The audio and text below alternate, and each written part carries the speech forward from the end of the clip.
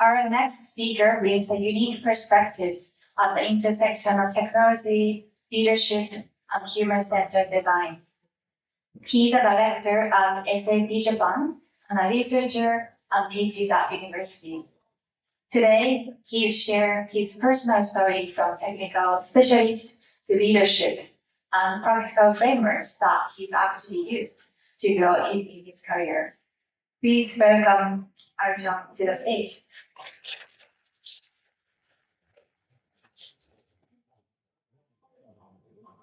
Hi everyone, and my name is Artem. I'm not a designer, and later you can realize it by quality of my slides. And thanks a lot for inviting me here, and I would like to share my personal story about my career and some frameworks and what I use for career planning. Okay, so a little bit about myself. I started my career as a technology consultant. I spent about 5 years by implementing corporate software. It's a big company who decided to implement enterprise resource planning system or some other systems that automate their business. And I'm being assigned to the project and spent several months for talking to different customers. So over these 5 years, visited about 20 countries. As many countries live more than 6 months. For example, like Denmark, Germany, Sri Lanka. And 7 years ago, I moved to Japan. So it's about my story. And one thing I realized just recently, after 13 years of experience, one thing I realized in 3 years, how essential career planning. If I would realize some things that I will present it to you right now, I'm confident my career will boost at least twice. That's why maybe where I am right now after 13 years, maybe can be achievable in 5-6 years. That's why I decided, let's present and share with you what I learned. And I was really good in different technical skills. And like one of them is a big gap analysis. Usually, when we implement IT software, we analyze some gaps between business requirements and IT's system capabilities. And we call like fit gap analysis. How to close this gap by discussing, by negotiating with business users. What should we do with this gap? I did quite similar for career planning. And I started from where I am, who I want to be, and how to close the gap. Same approach. I started from understanding myself as the first step, who I am. Let's try to describe like on one page about myself, about my personal statement. What I did after like 5-10 years of experience, I started to understand what I like, what I don't like. And I built a vision in a few sentences and some story about like my personal brand, how it can look like. Similar what in contemporary artists do. If you open any like famous photographer, famous artist, then on their website you can see like artist statement. What they want to do, what this person want to change this formula, what's their capabilities, vision, inspirations, everything. I believe everyone can do it, not only artists. I did the same. I found different like survey, SDI 2.0 is quite good. Understand like what I like more. Different like strengths, reports, tests, there are plenty of them in the internet and corporate world. So by analyzing that, I think, okay, so what I'm good at? I'm good at building different logistic business processes. I like academia, like I publish many articles. I can connect some industry and academia. I like things like design thinking. It's a framework we use in engineering to brainstorm different ideas, find solutions in the corporate world. And some innovation mindset, how to like drive innovations in big organizations where not everyone like to change immediately. That's why I like that. I built one page about myself, and it's who I am. Next. It's previous. Next. I think, okay, what's my trajectory map? Who I want to be? what kind of problems I want to solve, what kind of value I want to add, what will be interesting for me, what I was inspired by. There are many abbreviations and just an example slide that I built for myself in my company. And I consider like 3 different directions. First directions, okay, I can be just like my manager. What I did, I'm talking about corporate work, it's not about startups, yeah? And second thing is about some business leadership roles. One of the good steps is to be chief of staff. Someone like not executive assistant who do meeting reservation, like meeting notes, etc. But to be chief of staff, because they like delegate for many responsible activities, to participate in different meetings, to lead some small piece of business, etc. And the third one is about like strategy and transformation roles. So I was really excited how strategy consultants work at my company, and I think, oh, this kind of person I want to be. So I put these 3 potential trajectories that would be inspiring for me, and how I can use my experience to succeed in each of the directions. After that, I think, okay, who can I align with, and who are people, decision makers, who can accept this role. So maybe some people I'm inspired by, I can learn from, and I put this name, and I'll share my ambitions with these people. So later on, I think, okay, what should I do is I need to close again. For example, to be chief of staff for Asia region business management, I need to get some additional skills. I think, okay, so what kind of skills I need to gain, where I have the depth, and how I can close the depth. I think you may know rules of learning is called 70, 20, 10. When 10, you learn from theory by reading, by sharing with ChatGPT, by getting some answers, by reading books. 20, you gain from socialization, from talking to people, and 70 is like on-job experience. You're learning by doing something. But the challenge is that you cannot gain some like leadership or people management capabilities so easily. That's why like you need to focus on this 20%, find the right people who will support you to have opportunity to gain the 70%.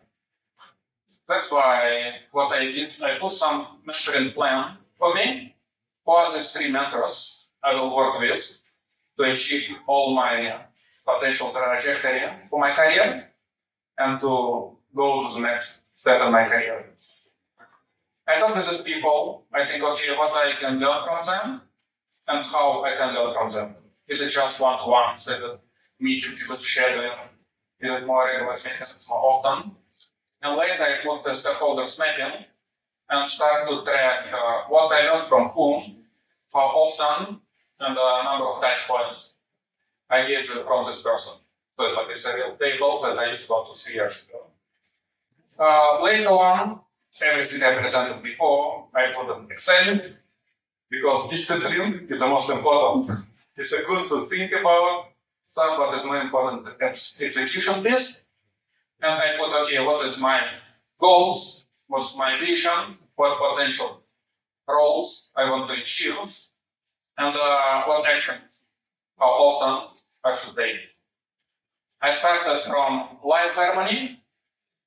I moved to Japan 7 years ago. Of course, my first is learn Japanese.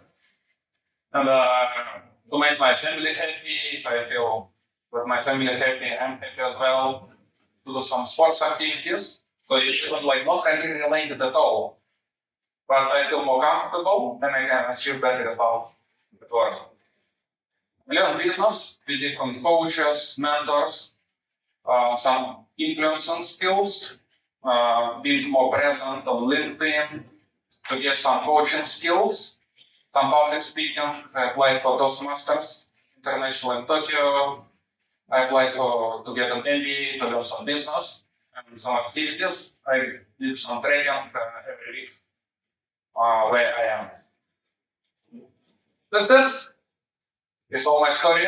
Practical, no inspiration, no motivation, just dry facts about my history, about my career, and what helped me really to elevate my career to next level.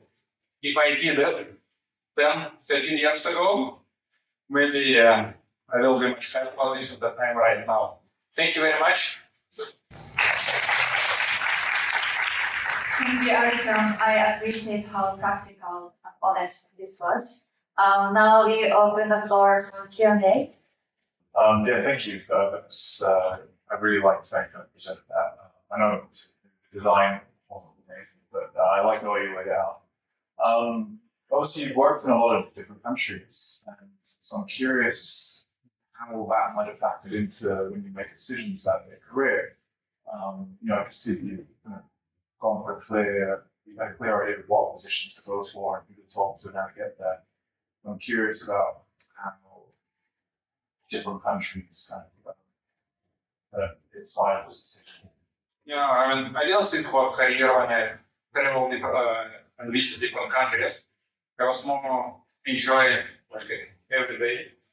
And I'm in China right now. It's an amazing place I am. Oh, it's so nice that I'm here. Thank you for my work, to my manager, to project manager. I did not think about career.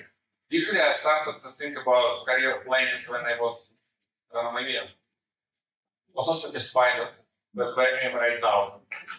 I can say the first 5 years I wasn't happy with all opportunities I gained, and it was before COVID time. Then we had a lot of travels in my company, and now it's a bit restricted. But before, I did not think about it. It's more about learning about different cultures. So by visiting different places, you became agile, adaptable. You try it more calm, maybe you can say. Accurate by communicating with different people, by do not talk about particular things. And I would say, for me, it was a good learning curve that kept me satisfied with activities I did for 5 years. But I didn't think about career at all. Thanks for sharing your story, and I thought the list you made it looks really disciplined. And I want to ask a question which is the obstacle for me, because when I make the plan like this, when I want to finish some goal, I make the deadline it include 1 month or 1 year, but when time comes to the deadline, I find that sometimes I cannot finish the goal. I can, the plan is just very hard. When the deadline comes, I found that I cannot make it. Or sometimes I found, it's wrong distance, or I should change the plan or something. Do you ever had this experience in how you do it? Absolutely. I'm not a robot. I did not finish everything I planned. Maybe 60% is what I achieved, but not enough. Okay, so it's not 100%. Yeah, it's not 100% at all. Okay, But later on next year, you became less demanding to yourself. Because I did not think about this, I did not think about this. I want to read new book, I want to meet different people, but I don't have time, but I want to prioritize meeting with some people I did not plan. And it's completely fine, everyone's human. Okay, thank you. It's really inspiring. Thank you. Thank you very much. I kind of enjoyed the framework and everything. But I have a question regarding accountability.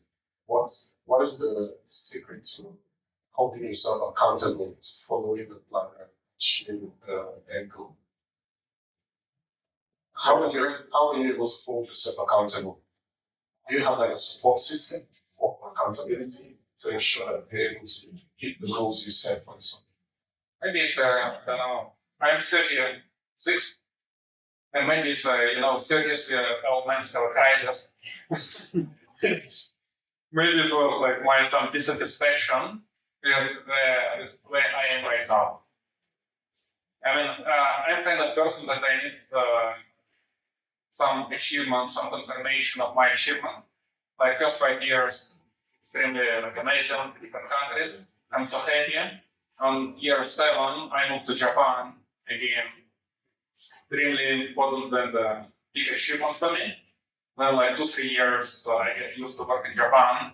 I think, oh, okay, you want something else. I get PhD degree because I got some free time, lose some, 15 kilo by running. And then I want something else. And then what I can do, okay, I want to achieve some higher position in my company. And for me, it was a motivation because I need something that will prove me, that who I am, what I am doing. I need some achievement as a proof. Maybe it's my generation mindset. I assume so. I think younger generations have a different mindset, but I need achievement. Just I cannot see do nothing. Thank you, and thanks for your talk. My name is Alistair. Nice to meet you. And like everyone else, I really like a really disciplined plan.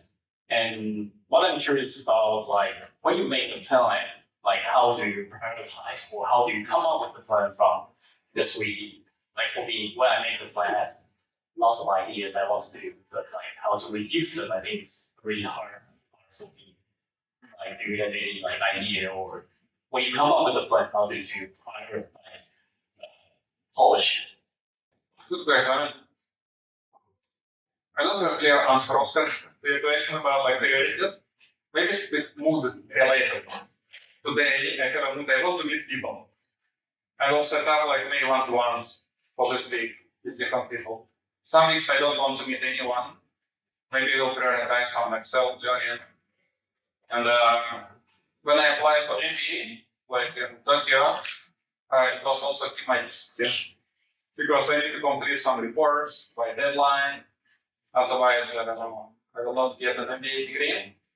So I would say it's not only internal motivators, but also external motivators. And when you meet your mentors several times, you get some feeling of responsibility, not in front of you, but in front of these people. And people outside of you motivate you to do something. I found that it's really extremely difficult to keep things going only by internal motivation, by yourself. You're thinking, I will be better, I want to achieve this one, and so good. But when others ask you, okay, how's it going, what's the status, and you need to finish this report by the deadline. I mean, it's about balancing internal and external motivators. That will push you. Thank you.